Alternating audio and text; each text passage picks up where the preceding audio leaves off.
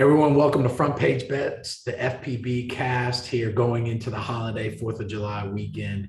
And all the professional playoffs are pretty much wrapped up when it comes to NBA and NHL.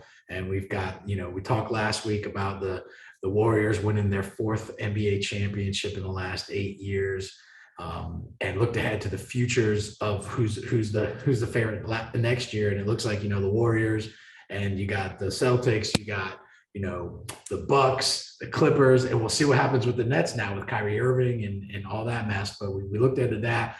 NHL, the Stanley Cup Finals wrapped up on Sunday night, and the Avalanche win the Stanley Cup, dethroning the two-time Stanley Cup champion Tampa Bay Lightning in a series that, I don't know, was it as competitive as it looked? 6 games. I don't know. I don't think really that Colorado showed much of a weakness during that series. We'll talk about that. This week at Front Page Bets, we're also looking ahead to the start of the NFL season as training camp begins in a month from now. Jerry's been working on stories going ahead into training camp on looking at the divisions across the NFC and the AFC on who's the favorite. So we'll get into all that. Jerry, thanks again for joining us here. And, going into the holiday weekend, though, it's time to take a little bit of for me, I'll be on vacation next week, so we won't have a podcast, but, I'll be working hard at the beach on my tan and doing some 12-ounce curls, and Jerry will be holding down the forefront here at Front Page Bets. But, looking forward to the holiday weekend. Obviously the 4th of July, important holiday, but, just for some R&R and one of my favorite pastimes, again, is to sit on the beach and really kind of just veg out for a little bit. So we'll be doing that next week. And Jerry, I feel bad that you'll be doing that. I'll be working. Somebody's got to work. Somebody's got to do something. But let's look ahead. Well, let's wrap up real quick. Let's wrap up the NHL season. And again, like I said before, I just don't think that Colorado showed much of a weakness, even though they did lose 2 games to the Lightning. They were just too fast and too good. And I think, they were deserving Stanley Cup champions. I'm sure they would love to have won Game 5 at home in Colorado, but winning on the road, just as sweet to hoist Lord Stanley Cup. Yeah, I mean, Colorado's got a ton of talent, a ton of young talent, particularly McKinnon and Makar. Those guys are going to be around for a long time. That's why they're the odds-on favorites to repeat next year. Yeah. Tampa Bay, is not too far behind, and we're going to have this discussion probably both in NBA and NHL. But depending on what happens in free agency, there could be some alterations and some movement. Clearly, I think Tampa Bay brings back much of its core, or is expected to, and they'll be right there. I think you got the Toronto Maple Leafs just kind of on the cusp there as well. Another team sort of laden in young talent that's been rebuilding and working on things. So I think in both cases, in both leagues, the rich are going to continue to be rich, and there's still a lot of people middle of the pack and a lot of people bottom of the pack that are tearing down and rebuilding. But Colorado, Tampa, and Toronto are right at the top from an NHL standpoint. Yeah, and the Maple Leafs, they lost a tough series to Tampa earlier in the playoffs, and sure. I think had they gotten through Tampa, they maybe, the way that they're structured and some of that young talent could have. I'm not saying that anybody would have beat the Avalanche this year. I just think they were just too good. But I think I like Toronto going into next year as well. They can make some noise. And again, with the depth that Tampa has, the veteran leadership, how many of those guys are going to come back? What are they going to do in the offseason? I like that core of that team. But again, you get a talented team like Colorado that can skate as fast as they can, and they had all the momentum and the rest. It was a perfect storm for them to win a Stanley Cup.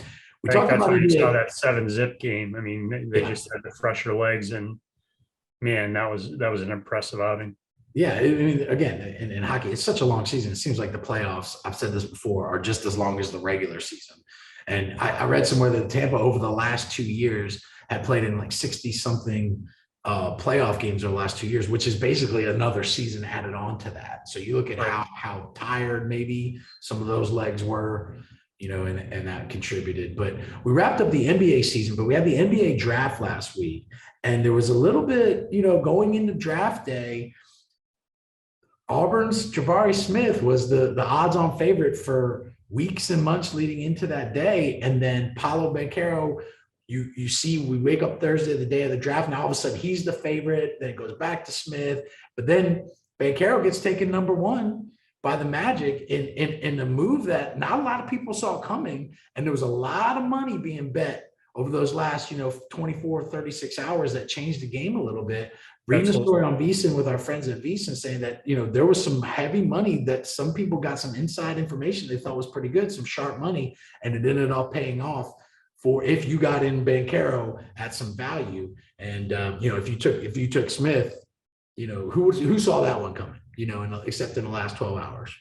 Not many. And the fact of the matter was the top three picks were taken off the board for a good chunk of the day of after that Smith Banchero shift overnight. Really shocking stuff, and a great story by Ben Fox at VSiN, as you mentioned, that sort of recapped the chapter and verse of how it all went down. To me, and it's easy to say hindsight, so feel free to scoff at me now, but Banchero was the guy all along. I mean, in terms of most NBA ready body, ability to compete and score and, go to the goal and defend and all those things. Yeah. I mean, Holmgren is a project. There's no other way to describe the kid, but like defensively, the ability to alter and block shots and, guard in the post is going to be interesting to see how he develops there. Offensively, I think he's going to struggle.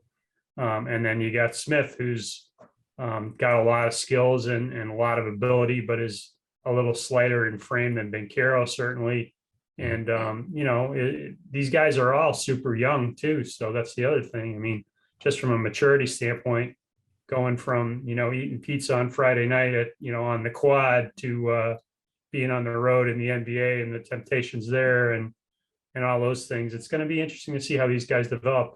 Banchero had that little hiccup when he and Coach K's nephew got into a little mischief at Duke, but by all accounts, he seems to be a pretty square guy. Holmgren, same way. Jabari Smith, you probably know a little bit more about, given his Auburn background, than I do. But it's good. It's going to be interesting to see across the board the way some of these guys go. Like Keegan Murray is very interesting to me.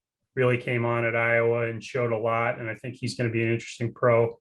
There's a lot of talent infusion going on, but it takes such a long time to rebuild in the NBA. That's why when you look at the odds, I think, again, you see the Celtics and Golden State up top, you see the Clippers up top, and now they're apparently in final stages of grabbing John Wall.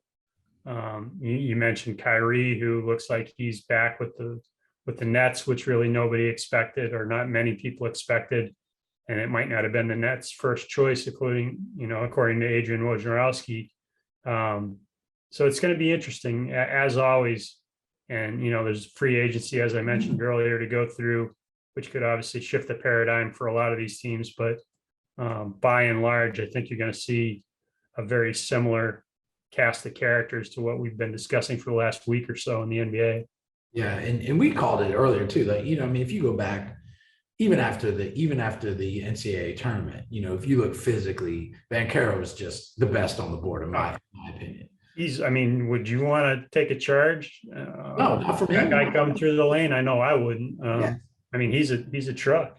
And they used him in the way that Coach K used him in kind of even down the stretch against North Carolina when they lost in the Final Four. I think, give him the ball, let him face the basket. He can obviously post up, but he's great on defense and physical. And I think, even as you're toning your skills, if you can play physical and you can bang every night, especially in the NBA, and deal with some of the physical limitations that some of these guys coming out of college have, and you can kind of have that step up, in my opinion.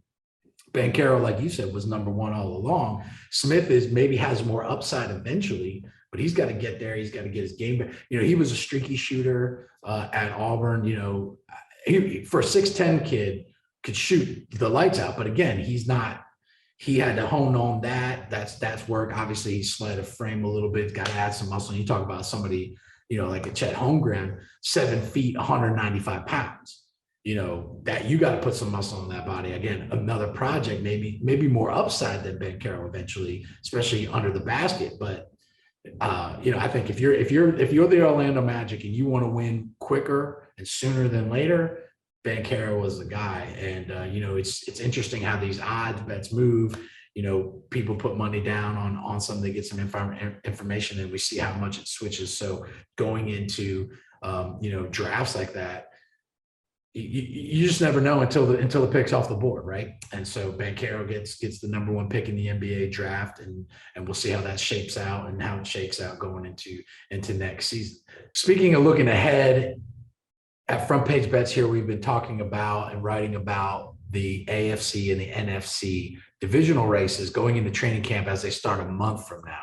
And Jerry's been breaking them down division by division. So far, we've looked at the AFC East and the South. We're going to have obviously the North and the West, and then go into the NFC at the later part of the week. But as we look ahead to who are the front runners in each division and conference, obviously in the AFC, the Bills and the Chiefs, those two are kind of at the top. And 1 through 5 really is the Bills, the Chiefs, the Chargers, the Broncos, and the Ravens. What you don't see in that top 5 are the AFC North teams. As when you talk about Indianapolis, Tennessee, who was almost a Super Bowl contender last year, could have been a Super Bowl contender going into the playoffs, and then they obviously run into Joe Burrow and the Bengals. But what you also don't see in the top 5 is Cincinnati when you talk about the AFC. And so, Jerry, is this a 2-horse race in the AFC? Is it the Bills and the Chiefs? Is it Josh Allen and Patrick Mahomes and then everybody else? Are they all playing for second and third place? Or can we see a team like the Chargers? The Broncos made a move with Russell Wilson in the offseason, bring him in at quarterback. Obviously the Broncos have had that, defense and being able to play. You look back at the Peyton Manning days when he could barely throw the ball, but their defense with Von Miller and those guys carried him. Could they be a team that can maybe shut down some people? Russell Wilson infuses some offense, and then the Ravens. Or is this just a 2-horse race between the Bills and the Chiefs? Everybody's in love with the Bills, and for good reason. I mean, they're loaded. They were on the cusp last year. They had that heartbreaker in Kansas City to close it out. But I mean, they're the favorite to win the Super Bowl, and they're the favorite not just because of Josh Allen, but because of the tools that he's got, because of the defense that they have. I have a hard time arguing against them. Interesting stuff in the AFC. You mentioned Russell Wilson. What can he do for the Broncos, a team that hasn't really had a decent quarterback since Peyton Manning, in my opinion? Interesting in Indianapolis to see what Matt Ryan will do, the veteran coming in from Atlanta. That's a pretty good football team that was a quarterback short. Less interesting to see what Carson Wentz will do with the Commanders, but I mean, a lot of quarterback movement, I think, is the story. I mean, you mentioned the Chargers, right on the cusp, as you said, of the playoffs last year. Justin Herbert, everybody's in love with him. I mean, that the quarterbacks in that division alone are like a cast of all-stars. I mean, Derek Carr with the Raiders is no slouch himself. To paraphrase my man Judge Schmelz. You're a tremendous slouch. Don't sell yourself short. The AFC, I think, is the Bills to win. The Chiefs, should be right there, but lost Tyreek Hill, and lost the Honey Badger.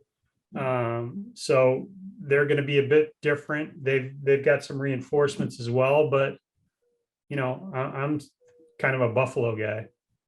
Yeah, I think the Bill. You take out the lost coin toss or your overtime rules, and you can dissect Monday morning quarterback that all you want. That game, that AFC championship game, was probably one of the best football games I've seen. And it wasn't even the championship game. Right. I'm sorry. You're right. It wasn't even the championship game. And so that game right there shows you the kind of firepower that both teams have. And you take Tyreek Hill out of that mix. Now he single-handedly, that late touchdown that put the Chiefs in position to go to overtime after the Bills had come back. And then in the overtime, getting him down into that range where, Kelsey can catch a touchdown pass from Mahomes in overtime. You take him out, you take Hill out of the mix. Yeah, it's a different team, but you've got a lot of core guys there in Kansas City, and you got Andy Reid, who, from soup to nuts, probably one of the best, game plan tactician, gets people in the right positions, gets his playmakers the ball, in the NFL. But the Bills showed that they can compete. They can go punch for punch, and you leave it to a coin toss to really decide their fate. Right. And you got Josh Allen, who, tough kid, can run the football. I mean, I like the Bills. I really like the Bills. They stay healthy, and their defense, and people forget, they were shutting people out in the second half. They played some pretty good defense down the stretch, especially at home. So you look at that. I like the Bills. I think the Chiefs, as long as Mahomes is their quarterback and Andy Reid, they're together, they're in the mix. I like this Herbert kid. He with the Chargers, if they get some more weapons around him, they can play some defense. I think, he's got that gunslinger mentality to me. You know what I mean? He's going to try to get the ball out there. He's going to really make some plays. And then Russell Wilson, how much does he have in the tank left? Spent, his career in Seattle. He's not a spring chicken anymore. Taking some hits, had some injuries last year with the Seahawks. How's he going to be able to get in? Is this, this is kind of the end of his career. In my opinion, he's on the backside of his career. Is he going to be able to reinvent himself in Denver? We'll see. So, well, and it's kind of unfortunate for him that the division that he's going to, because he's got to beat Mahomes. Right. He's got to beat Herbert. And Carr and this is probably the strongest, certainly from a quarterback standpoint and an offensive standpoint, right, division in football now. And Russell Wilson, I think, is a heck of a quarterback and has had a heck of a career.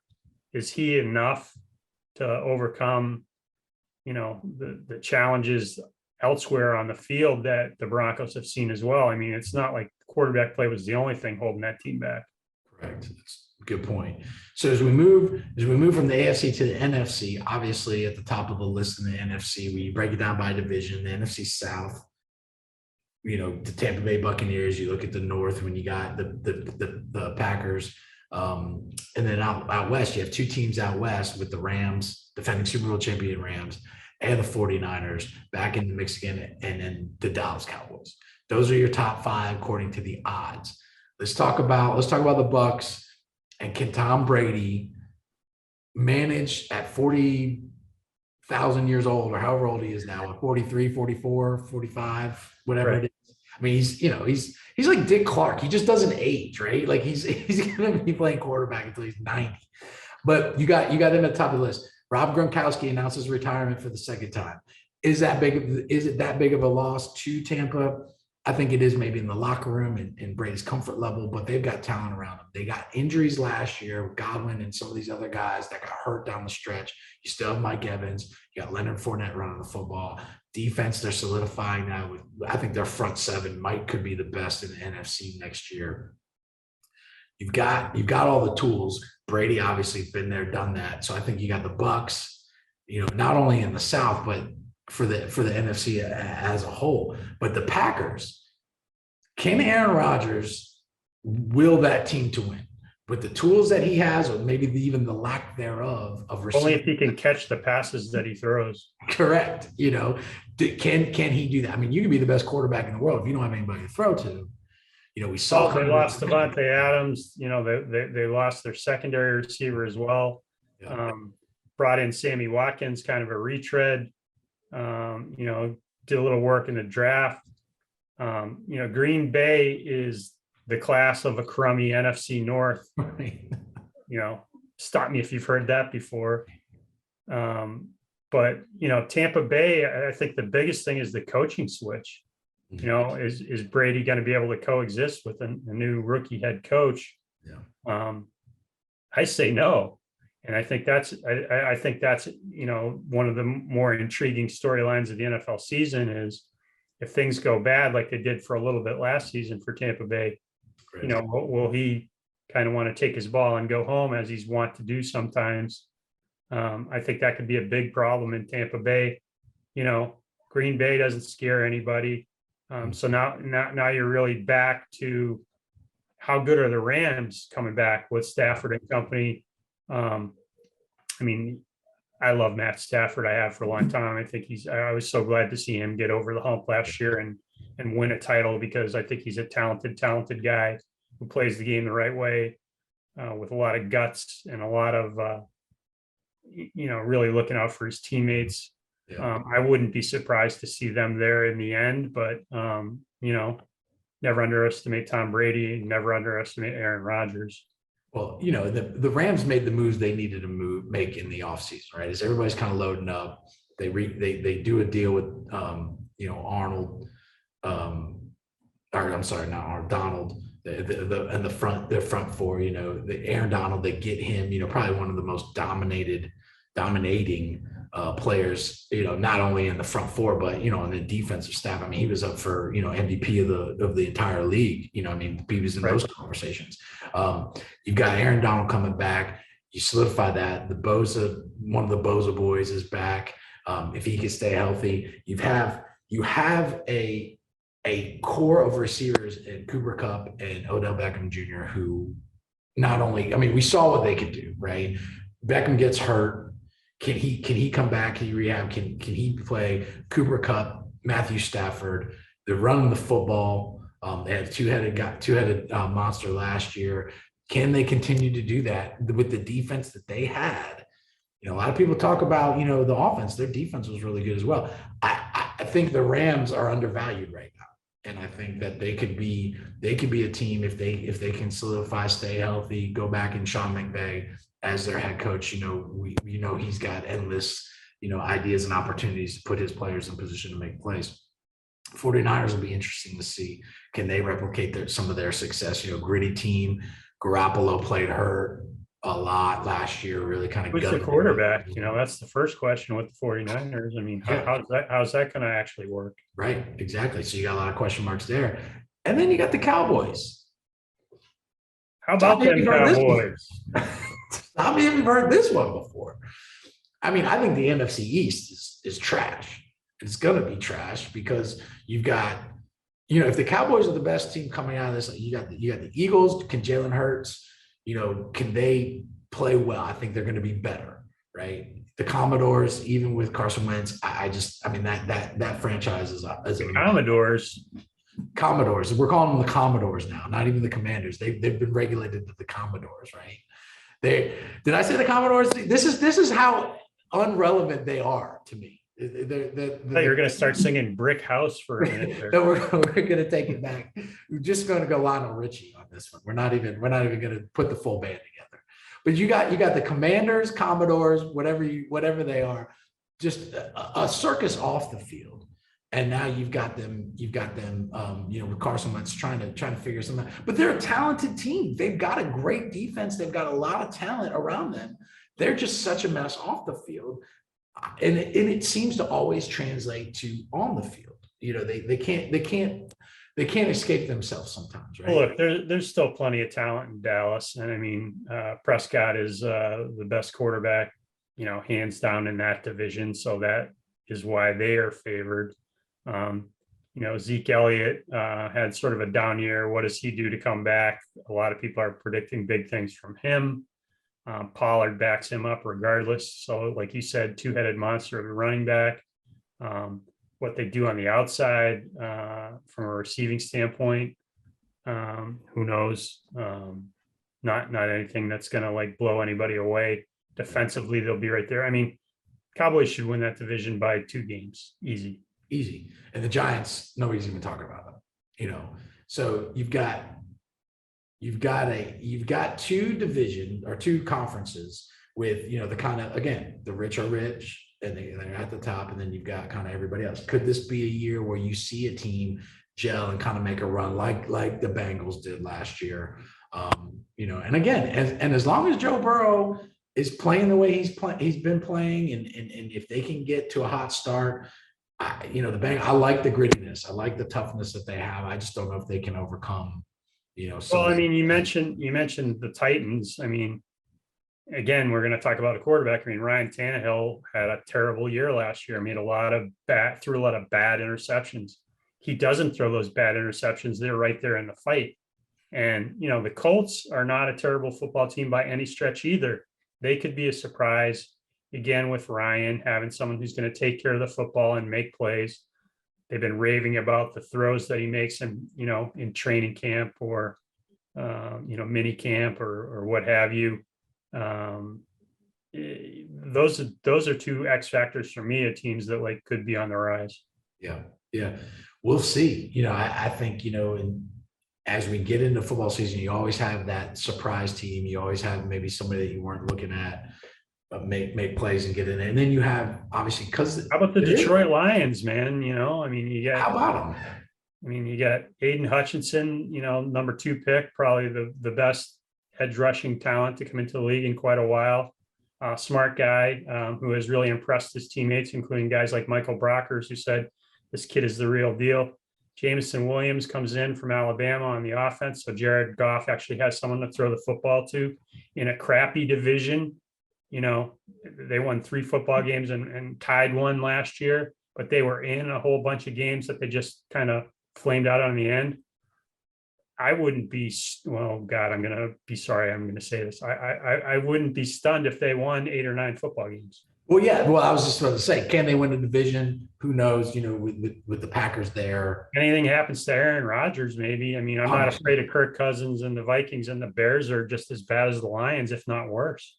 Yeah, exactly. And so I think it's kind of maybe who doesn't get hurt, right? If or who can hang on enough at the end. You could have an 8-8 football team, or now there's 17 games. You could have a 500, barely over 500 football team make not only win the division and making the playoffs, right? So you've got it's football season, right? And again, here we are in late June talking about potentially who could win and who's the favorites and all that other kind of stuff. A lot can happen between now and training camp, injuries.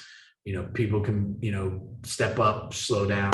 So we've got a lot to talk about. But again, since it is the summertime, that's what our job is, to start talking about, speculating, looking ahead at what moves that some of these teams could make as far as the betting value of these teams. If you're going to get in now. Some of these mid-tier teams could make a run if you feel like you can get some value on those teams like the Rams. Especially in the NFC. There's no clear-cut winner in the NFC, I don't think. Right. So you can look at that. And again, I think the Bucs right now is a sucker pick, just if I'm being honest, just because of all the things that we talked about. Even though you got Tom Brady, are they going to be able to gel with the new head coaching staff and all that? So, I'm looking at the Rams, and I'm looking at the Bills and the Chiefs in the AFC. I think those are pretty solid picks. If you want some more value going lower, maybe the Chargers, the Ravens we didn't talk about, and always the Bengals, which, Joe Burrow's got a soft spot in my heart. So we'll keep smoking Joe, baby. Joe cool, Anyway, well, that we'll continue to talk about it. Come to FrontPageBets.com and read all about division by division breakdowns as we head into training camp and into the 4th of July holiday. We wish everybody a safe holiday. Have fun. We'll come back in 2 weeks to wrap up kind of the middle of the summer, going into the All-Star break with MLB, looking further ahead into the NFL and the college football season, which kicks off at the end of August. We'll have all that here at Front Page Bets.